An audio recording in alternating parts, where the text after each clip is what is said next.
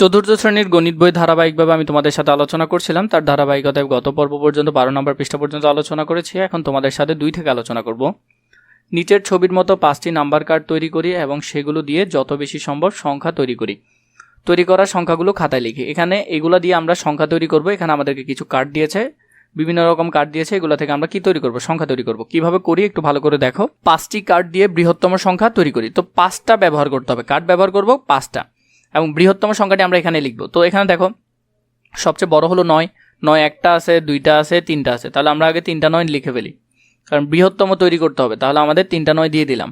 এরপরে দেখো 8 একটা আছে, 2টা আছে। আমরা 8 2টা দিই। 3টা আছে, যদিও আমরা কয়টা দিব? 2টা দিব, কারণ 5 অঙ্কের বলেছে, 5টা কার্ড ব্যবহার করে। তো আমরা এখানে 5টা কার্ড ব্যবহার করে সবচেয়ে বড়টা লিখলাম। এরপর হলো ক্ষুদ্রতম সংখ্যাটি আমাদেরকে লিখতে হবে। তো ক্ষুদ্রতম সংখ্যা হলো যে প্রথমে শূন্য তো হবে না এখানে কখনো, আগে আছে 1। একটা আছে, 2টা আছে, 3টা আছে। তাহলে আমরা 3টা 1 দিয়ে দিব আগে। 3টা 1-এর পর এখানের মধ্যে এরপরে 1 থেকে বড় সংখ্যা কি আছে? 3 আছে। তাহলে 3 আছে, 3টা, কিন্তু আমরা দিব 2টা, কারণ আমাদের 5 অঙ্কের হতে হবে বা 5টা কার্ড ব্যবহার করতে হবে। তো 5টা কার্ড ব্যবহার করলে একটা সংখ্যা হবে এটা, এবং ক্ষুদ্র সংখ্যাটা হবে এটা। এখানের মধ্যে এই কার্ডের মধ্যে শূন্য হলেও বৃহত্তম এবং ক্ষুদ্রতম সংখ্যা কিভাবে তৈরি করব? একটি কার্ডের অঙ্ক যদি শূন্য হয় তাহলে আমরা সেটা কিভাবে তৈরি করব? তো 3 নম্বরে আসো। 6টা কার্ড নাম্বার এখানে দেওয়া আছে, এগুলো দিয়ে আমরা সংখ্যা তৈরি করব। তো 6টা এখানে কার্ড দেওয়া আছে, বললো যে প্রথমে সবগুলো কার্ড ব্যবহার করে 6 অঙ্কের বৃহত্তম সংখ্যা তৈরি করি। সবগুলো ব্যবহার করব, সবগুলো ব্যবহার করে সবচেয়ে বড়। তো বড়র মধ্যে সবচেয়ে 9 আগে আসবে, কারণ 9। এরপর 9-এর পর গিয়ে আসবে 7 আসবে, 9-এর পর আসবে 7, 7-এর পর গিয়ে আসবে 4, 4-এর পর আসবে 3, 3-এর পর 2, 2-এর পর 0। এটা হবে সবচেয়ে বড় সংখ্যা, এটা হবে সবচেয়ে কি বড় সংখ্যা। ক্ষুদ্রতম সংখ্যার মধ্যে সবচেয়ে প্রথমে 0 আসবে না। কেন 0 আসবে না? কারণ তুমি যদি প্রথমে 0 দাও সেটা তো কি হবে না, সেটা 6 ঘরের হবে না। ধরো আমি যদি তোমাদেরকে দেখাই, দুইভাবে দেখাচ্ছি। প্রথমে আগে 0 দিই, 0 দিলে 0 সবচেয়ে ছোট, 2, 3, এরপরে হলো যে 3-এর পর 4, 7, 9। তাহলে দেখো এই যে সংখ্যাটা আছে এখানে 1 ঘর, 2 ঘর, 3 ঘর, 4 ঘর, 5 ঘর। 0 কি কোনো ঘর হয়? হবে না তো। তাহলে এটা 5 ঘরের বা 5টা কার্ড ব্যবহার হয়েছে, এখানে 6টা কার্ড বোঝাই যাবে না। তো এই জন্য 0কে দ্বিতীয় ঘরে লেখা হয়। তাহলে আমরা যদি মুছে দ্বিতীয় ঘরে লিখি 0কে, 2কে আমরা সামনে দিব, 0কে পরে দিব। এই জন্য মূলত 0কে পরবর্তী ঘরে লেখা হয়।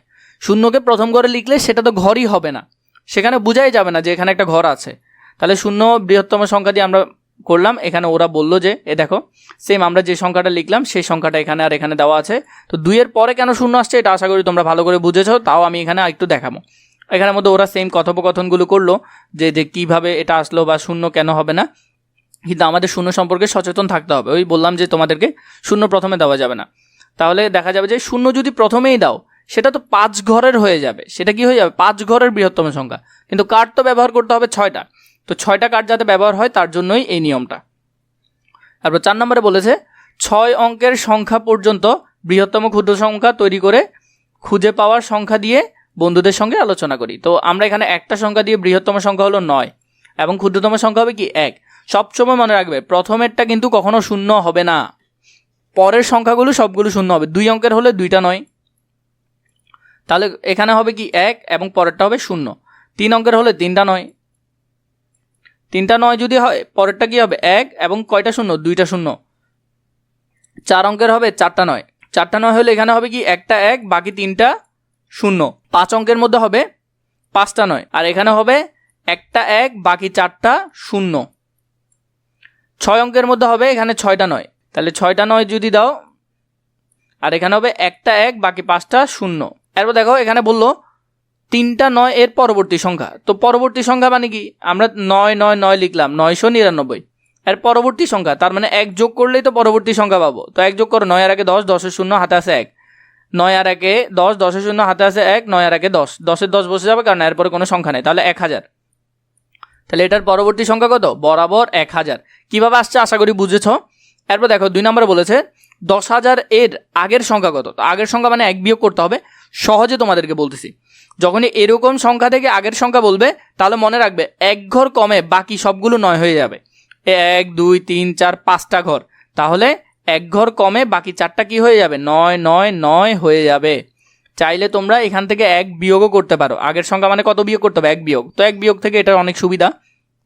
5 নম্বরে নিচের 60টি সংখ্যার কার্ড আছে, এখানের মধ্যে 60টা সংখ্যার কার্ড দিয়েছে। এই কার্ডগুলো দিয়ে আমরা কি করব, প্রথমে বৃহত্তম সংখ্যাটা লিখব। তো বৃহত্তম সংখ্যা হলো 9, 9 লিখলাম, 9 এর পরে 8, 8 লিখলাম, 8 এর পর 6, 6 লিখলাম, 6 এর পর 5, 5 লিখলাম, 5 এর পর 3, 3 লিখলাম, 3 এর পর 2, 2 লিখলাম, 2 এর পর 0, 0 লিখলাম। ক্ষুদ্রতম সংখ্যা বলেছে, ক্ষুদ্রতম সংখ্যা হলে প্রথমে সবচেয়ে ছোট সংখ্যা 0 কিন্তু বসাইতে পারবো না। কারণ কেন পারবো না একটু আগে বললাম তোমাদেরকে, প্রথমে 0 থেকে একটু বড় সংখ্যা বসাইতে হবে। 2, 1 যদি থাকতো তাহলে 1 বসাইতাম, তাহলে 2 এর পর 0 বসাতে হবে। বাকিগুলো আমরা 3, 5, 6, 8, 9 জাস্ট এখান থেকে দেখে দেখে লিখে দিলাম।